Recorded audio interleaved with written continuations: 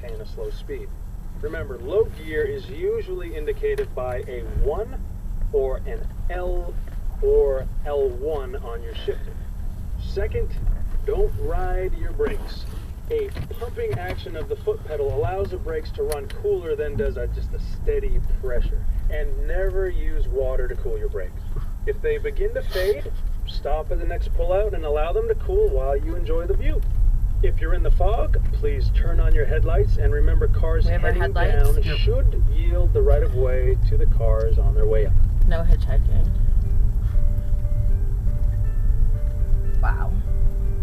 Look at the ski hill. I can't. Oh, sorry. You may have seen hikers while you're on the summit.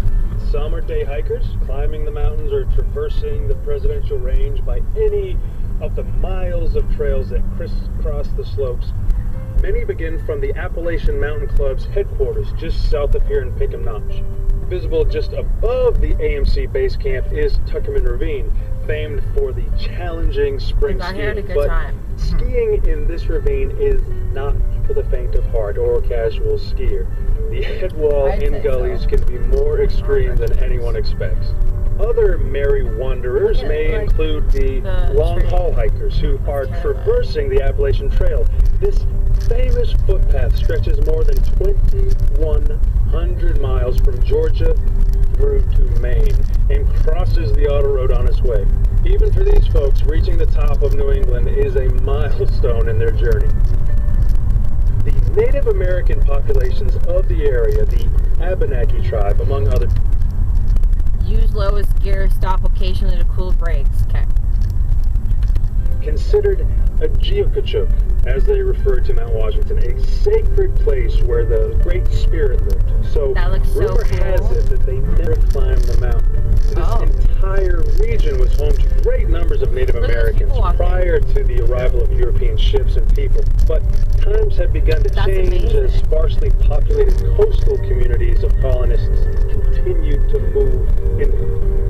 One of these early settlers was named Darby Field. You can see the people hiking up the After mountain. seeing the shining summit from a ship off the coast of Maine, he set out in search of his fortune, enlisting 2 Native American guides to accompany him into the wilds of this unknown land. Darby set out in a birch bark canoe near Exeter, New Hampshire, paddled up the coastline into the Saco River and up to what is now Glen, New Hampshire. And after obtaining permission from the local tribe elders, Darby Field and his 2 companions set out on what would become the first ever ascent of this formidable mountain. Whether it was riches, glory, adventure, or a combination of all 3 he sought, Darby and his guides achieved their quest and their place in history more than 350 years ago. After the wake-up call, the mountain rolled over and went back to sleep for about another 150 years. And it was the Crawford family, Abel and then Ethan after him, who finally began housing and then guiding guests around Mount Washington in the 1790s. As the story goes, it is believed that the first visitors who arrived at Crawford's Inn with their express purpose of climbing Mount Washington did so in 1818. Ethan's later journal entry reflects the typical Yankee flair for understatement of this massive effort. He only wrote, "My father and I made a footpath from the Notch out through the woods, and it was advertised in the newspapers, and we soon began to have a few visitors." And nearly 2 centuries later, they've never stopped coming. If for nothing else, the Crawford family's legacy is assured by the fact that they cut the first hiking trail up the mountain in 1819, which is still in use today and is the oldest hiking trail in America. Beyond that, the they refer to Mount Washington, a sacred place where the Great Spirit lived. So rumor has it that they never climbed the mountain. This entire region was home to great numbers of Native Americans prior to the... They figured that because this is the tallest mountain in the Appalachian Range. So, like, no wonder they didn't climb the summit, because they believed the gods lived at the highest points. Yeah, they probably European ships and people. But times have begun to change as sparsely populated coastal communities of colonists continued to move settlers was named Darby Field. After seeing the shining Amy? summit from a ship off the coast of Maine, That he person's set out in license search plate of his had my fortune, name on it. enlisting two Native American guides to accompany him into the wilds of this unknown land. Darby set out in a birch bark canoe in Exeter, New Hampshire, paddled up the coastline into the Saco River and up to what is now Glen, New Hampshire. After obtaining permission from the local tribe elders, Darby Field and his two companions set out on what would become the first ever ascent of this formidable mountain. Whether it was riches, glory, adventure, or a combination of all three he sought, Darby and his guides achieved their quest and their place in history more than 350 years ago. After the wake-up call, the mountain rolled over and went back to sleep for about another 150 years. And it was the Crawford family, Abel and then Ethan after him, who finally began housing and then guiding guests around Mount Washington in the 1790s. As the story goes, it is believed that the first visitors who arrived at Crawford's Inn with their express purpose of climbing Mount Washington did so in 1818. Ethan's later journal entry reflects the typical Yankee flair for understatement of his I waved at the Ontario effort. family. He only wrote, My father and I made a footpath from the Notch out through the woods, and it was advertised in the newspapers, and we soon began to have a few visitors. and nearly 2 centuries later, they've never stopped coming. If for nothing else, the Crawford family's legacy is assured by the fact that they cut the first hiking trail up the mountain Wow, in it's only 1819, 11:55? which is still in use today and is the oldest full day ahead. hiking trail in We America. do! Beyond that, the Crawfords cut the first bridle path, which incidentally later became That the looks so principal spooky. route of the Cog Railroad. The road just ends like. This is where you take out your The parachute. world Right. above treeline is your world now, and through your care, its rarity will be preserved for the next time that you come, or for all those who come after. Now that you've seen the Alpine Zone, you can understand why we are so dedicated to its conservation. To your left, you'll see the Great Gulf Wilderness. This is a glacial cirque of more than 5,500 acres that was officially designated a wilderness area in 1964. This wilderness designation is especially important in that it protects a vast area from any form of man's intrusions. There's no timber harvesting, mining, or buildings of any kind are allowed. With the exception of a few hiking trails, only the forces of nature are at work in the Great Gulf Wilderness. Though it is unmarked today, the halfway point used to be a stopover for guests and horses in the old days. The halfway house offered shelter and refreshments before the last long Just 'cause we're coming pull up to the to top. Now take a minute to think again of the horse teams straining against their harnesses as the drivers spoke commands and encouragement. Horses ruled this road for the first 50 years of its life. In fact, it wasn't until 1912 that the first gas-powered vehicles took over the job of carrying guests up the road. From that time on, the horse-drawn era began to fade from memory, and the carriage road eventually became the auto road. The first motor vehicle used to carry passengers, a Thomas Flyer, began the change in 1912, followed in 1917 by a fleet of Pierce Arrows, then Ford Woodies in the 1930s, Internationals in the 1950s and 60s, and finally the vans that you see cruising on the road today. In many ways, the evolution of transportation played itself out right on the path that you now travel.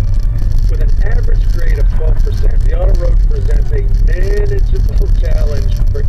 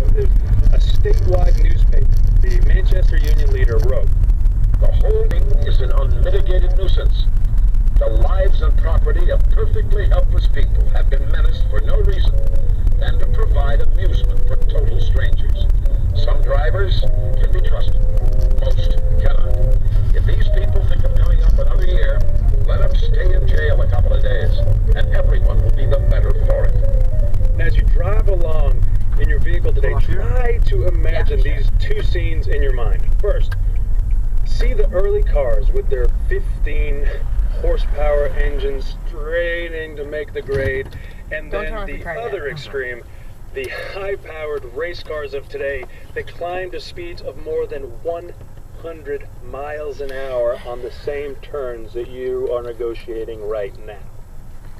Now, throughout history, 100 miles? Did you just hear that? Always tried to capture the speed record on Mount Washington, where horse-drawn wagons took 3 to 4 hours to make the ascent.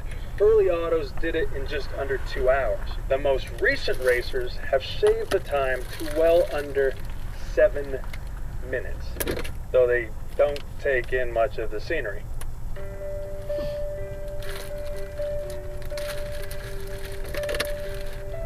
If it has been a clear and sunny day for you here today, consider yourself lucky. The weather on Mount Washington is generally more interesting than that, though. It's not that the weather can change quickly here, it's that the mountain seems to generate its own climate and environment. Sure, it basically tracks with the 4 seasons the rest of us know. It just overlaps them more and then mixes them together. So rain, snow, and sun make the rounds based more on random chance than on what the calendar says. Some days there's rain in the valleys and beautiful sun on the mountain, or vice versa. Some days clouds fly by close enough to touch them. Other times an undercast develops where a blanket of clouds shroud the lowland, and the summits of the taller mountains in the presidential range protrude like islands in the sea of white. Hundreds of inches of snow each year, hurricane force winds on more than a few occasions, fog thick enough to chew. This and more makes up what we call Mount Washington weather. It is both the diversity and extremes in the weather on this mountain that have made it a center of meteorological studies since the mid-1800s.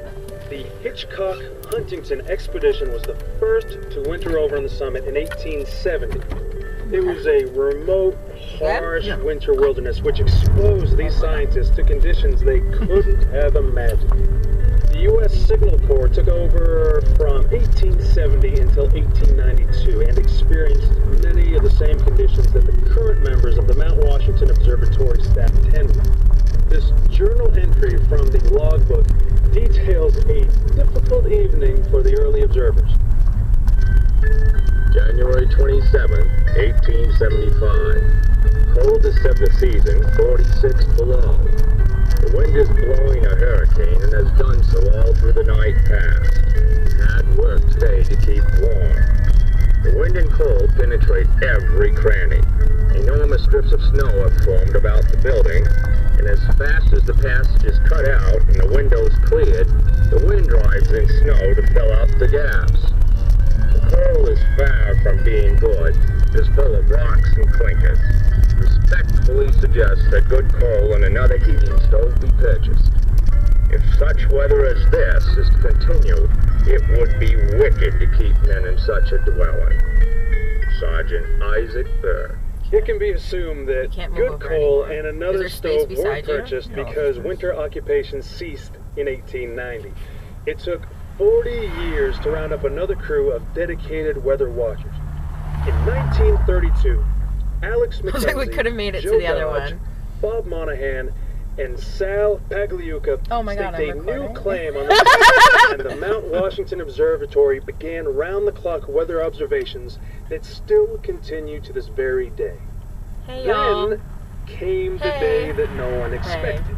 Hey. A day that has gone down in history and has yet to be topped. It was April 12th, 1934, that the world's highest recorded winds, 231 miles an hour, blew over the summit of Mount Washington. Pagliuca's logbook entry for that day tells the story. We've been taking turns knocking ice from the anemometer post. Shortly after 1 a.m., I set out to clear the ice again and disappeared into the fog on the roof.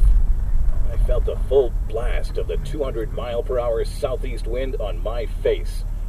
Kneeling on the platform, I pounded the foot-thick ice accumulation with all my strength, but alas, wasn't making much impression on the rough frost. On that day, Mount Washington earned another place place in history and was forever nicknamed the home of the world's worst weather. Because of this, various companies and scientific institutions have tested everything from jet engines to paint and winter clothing. It is because of the reliably harsh extremes of Mount Washington weather that so many different types of tests have been and continue to be done here. In a typical year, the temperature averages 27 degrees. The winds, although averaging 35 miles an hour, exceed hurricane force At least like this way, I on more can take than like nice 100 photos. days out of the year. The summit Yeah, exactly. is in You're the welcome. clouds more than 60% of the time. The snowfall averages 245 inches per year, though more than 500 inches, that's more than 47 feet, fell in the winters of 1968 and 69. That's a lot. Below tree line, the Great Glen Trails Outdoor Center uses the road as part of their cross-country trail system. This winter, you can take our specially designed snow coach on the road just above tree line for a breathtaking look at the presidential range in winter, and we'll do all the driving. It's a time of unimaginable beauty and deep snow. In fact, on part of the road known as the Cragway, 20 or more feet of snow accumulate each winter. Before the days of heavy equipment, pure manpower opened up drifted parts of the road. As the tourist season approached, the road crew armed with only shovels would begin to move mountains of snow that have accumulated in certain areas. Now imagine facing a wall of snow, 20 feet deep and 300 feet long, knowing it was your job to break through. This is what the early road crews faced year after year. Today, the job hasn't changed, just the methods of accomplishing I already have tons of pictures. Bulldozers and backhoes have taken over where I've already men taken and these shovels pictures, once fought the you elements. know. But it's still a lot of work every spring to put a mountain road back in order after a harsh North Country winter. Mount Washington and the Auto Road is as much a destination today as it ever was. There seems to be an almost mystical allure that draws people to its towering heights. For some, it's an opportunity to reach the top of a major mountain and then quietly contemplate the beauty and majesty of their surroundings. For others, it's a place to make history, to set a record or to break a record. This has been the case since Darby Field set out to climb in 1642. How's our temperature? Each generation brings a steady stream of challenges. The areas of endeavor are as diverse and unique as the individuals who undertake them. Listen to this sampling of just a few of the records and record breakers through time. Oh my God. Up to the next notch. 1857. A man counts his steps walking to the top. 16,925. 1861. The road opens and Colonel Joseph Thompson drives the first horse-drawn vehicle up Mount Washington. 1875. Harlan Aumann runs down the road in 54 minutes. 1887. Cuts An into your corner. all-time record for horse-drawn vehicles is set by Charles O'Hara with a time of 1 hour, 9 minutes. Damn, he ran those horses up the hill. Freeland O. Stanley drives the first automobile up the road in 2 hours and 10 minutes. Oh, wow. 1904. Harry Harkness sets a record in the first Climb to the Clouds auto race of 24 minutes, 37.6 seconds. Damn. 1907. The first recorded round trip is made on skis. Definitely beats going to any amusement park. 1923. The automobile hill climb record stands at 17 minutes. 1924. A Harley Davidson motorcycle ascends in 15 minutes. Oh. 1926. Arthur Walden drives the first dog team to the summit. Oh. 1932. Florence Clark becomes the first and only woman to drive a dog team solo to the summit. Oh, good for her. 1934. The still current world record wind of 231 miles an hour is recorded on the summit. That was like ridiculous. 1938. An automobile record record of 12 minutes 17 seconds is set by Lem Ladd in a Ford V8 Special. 1950s, Alden Weigel of Walpole runs up the road, rides down the cog, and hikes up Tuckerman Ravine all in 14 hours. Weigel then goes on to climb the road barefoot and blindfolded, then backwards, then pushing a wheelbarrow carrying a 100-pound sack of sugar in it. 1975, an alternative energy regatta finds an odd assortment of vehicles powered by wood, steam, garbage, and chicken manure winding their way up Mount Washington. 1998, You can already feel the temperature Climb to the difference. Clouds car race record stands at 6 minutes 42 seconds by Frank Sprongel driving an Audi Quattro. An Audi. 2003, a Segway from Heritage, crazy New rally Hampshire cars. is ready for the Segway. summer. Now, less scientific-minded have been those who have used roller skates, llamas, skateboards, Oh my god. and unicycles as a method to reach the top. One New Hampshire man even claims to hold the record for the most diverse array of ascents, hiking up as Darby Field did in 1642, attire with Indian guards, riding up in the road's own 6-horse mountain wagon, in a 1917 Pierce Arrow, a 1938 Ford Woody, a modern-day auto van, a motorcycle, a race car, snowmobile, snowcat, snowcoach, Jeep, and a convertible. Every single time he went up the mountain, he'd Every use a year, different someone shows up vehicle. asking permission to use the road to be the first or the fastest in something on Mount Washington. Besides the climb to the clouds, special events include the Mount Washington Road Race. It's a classic foot race that annually draws a field of 1,000 runners, the best of whom can run the grueling 7.6-mile course in under an hour. You've now joined with explorers, adventurers, competitors, climbers, families, and travelers from throughout time and around the world who have found themselves drawn to the top of this mountain, to the place the Indians called Ajiakachuk. The memories you will take with you are yours forever.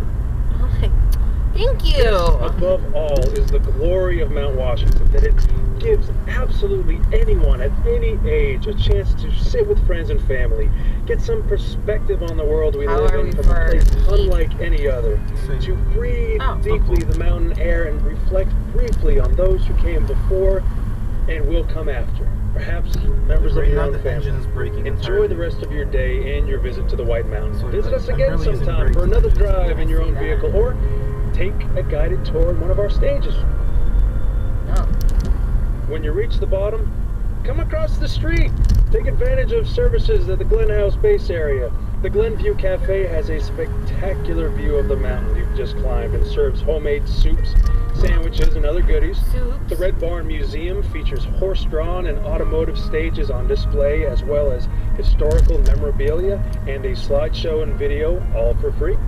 To continue your day of enjoyment and adventure, you can take in these magnificent surroundings in a whole different way with a visit to the Stay on Great your Glen side, Trails bro. Outdoor Center right across the Says street. stay right. Enjoy biking for the whole family on wide, gentle sloping trails, an indoor climbing wall, easy walks on rolling paths, a picnic in a field of wildflowers, or just plain relaxing with unbelievable views. The Great Glen Trails Outdoor Center has this and more. A full schedule of summer and winter programs is always planned at Great Glen. For example, spend the afternoon on a guided kayak or canoe trip on the Androscoggin River. Or even more adventure, take a full day to explore the natural wonders of the Lake Umbagog Wildlife Refuge while paddling with one of our guides. Also, stop in our outfitter shop and be prepared for your own outdoor fun. Besides bike rentals, you'll find a wide selection of items from sunglasses and postcards to high-tech outerwear, biking and paddling accessories, and the best part is you're already here. Simply come across the street to the base lodge and you'll find the Great Glen Trails Outdoor Center. Remember, in the wintertime, those same great trails make for the best cross-country skiing and snowshoeing in the North Country. Continue your experience in the great outdoors right here. Come on over for a look and more information. Well, that's about it. If you're not at the base area, you will be soon.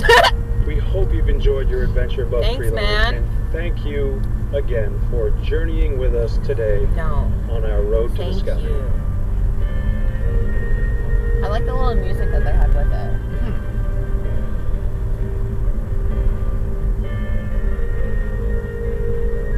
Sounds kind of spooky though.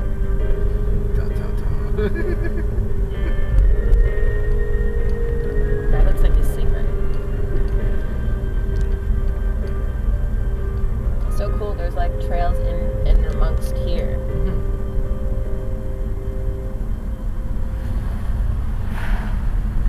Whoopee. Interesting. I would be terrified to have a passenger on a motorcycle. I'd be terrified to be the passenger on a motorcycle. You close my eyes and just like grip tight.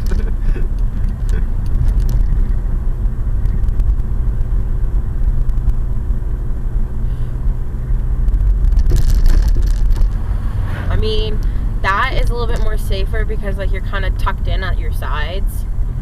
But like that rinky tinky like Honda that girl was on the back of, like not okay.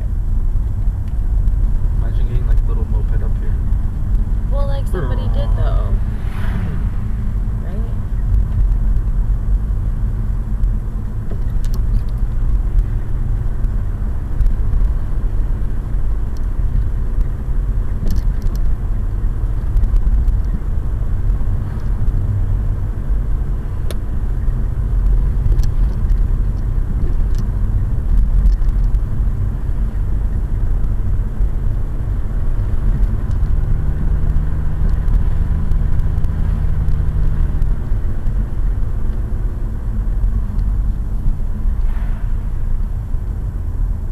We definitely came at the perfect time.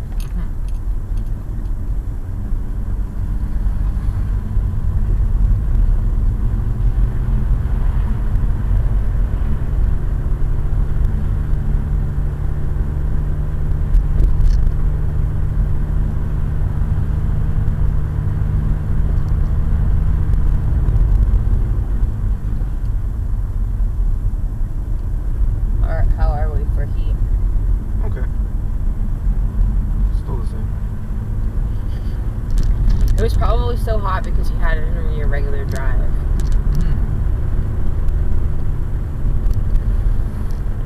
Because right now the engine's not working, it's just an idle.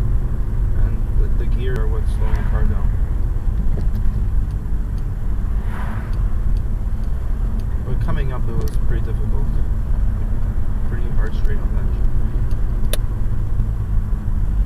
Pressurizing again.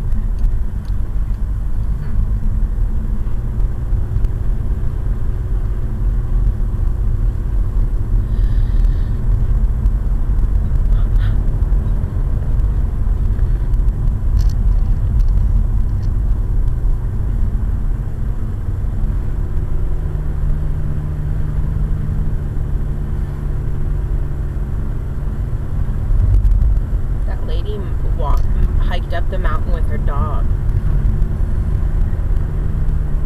Dog's a hiking dog. He is.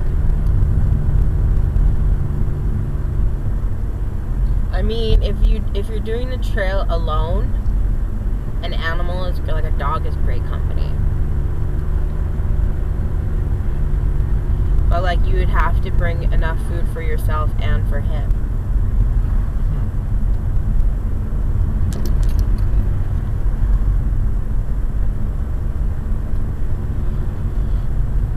Where you wouldn't have to bring too much stuff for heat because you could use the dog, right? Steal the heat from the dog. Cuddle. Oh, there's the base.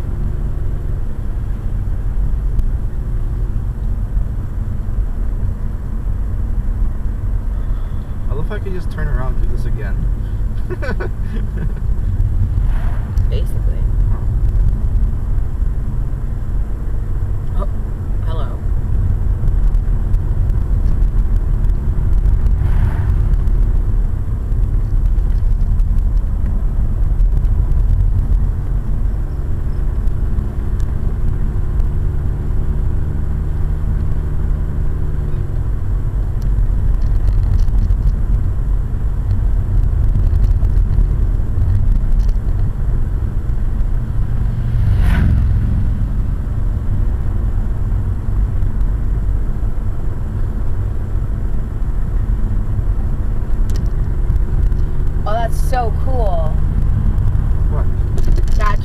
like growing through the rock, and like its roots are like holding on. Yeah. To the rock. Like claws. Yes. That's cool. Look at all the people wanting to.